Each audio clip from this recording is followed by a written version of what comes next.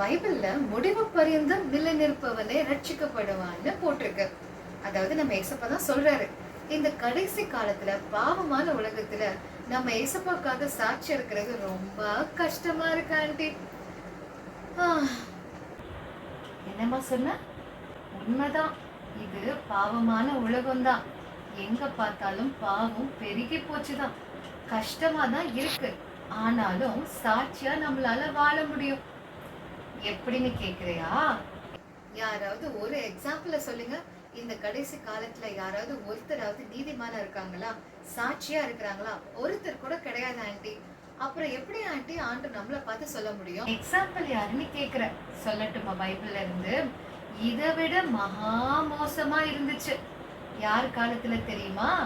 நோவா காலத்துல. பைபிள்ல ஆதியாகமம் 6ஆம் அதிகாரத்துல சொல்லப்பட்டிருக்கு, மனுஷங்க ஆண்டவருக்கு ரொம்ப கோபம் எழுப்புனாங்களாம்.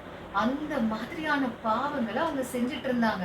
அப்படி கொடூரமான காலங்கள்ல கூட நோவான்ற ஒரு மனுஷன் உத்தமனா இருந்தாருன்னு வசனம் சொல்லுது. அதுவும் எப்படி தெரியுமா இருந்தாரா?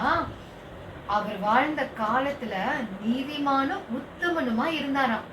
மத்தவன் தப்பு செய்யறான், நானும் தப்பு செய்யறேன்னு அவர் செய்யல. நீதிமானா இருந்தார். அவருக்கு கர்த்தருடைய கண்கள்ல தயவு கிடைச்சிச்சாம். இன்னைக்கு பொல்லாத உலகத்துல வாழ்ற நீயும் நானும் மனுஷன் நம்மள பார்க்கல, அதனால என்ன வேணாலும் செய்யலாம்லாம் இருக்கக்கூடாது.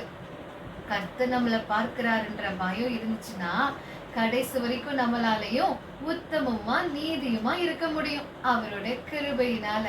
அதனால நோ வரிஸ். நோவாவே இருந்தாரு, நம்மளால இருக்க முடியாதா? ஏசப்போட கிருபையினால நம்மளாலையும் வாழ முடியும். கடைசி காலம் நினைச்சு ரொம்ப அஜாக்கிரதையா இருக்காதீங்க. ஜாக்கிரதையா இருந்து நம்ம ஆத்மாவை காத்துக்கொள்வோம். சரியா?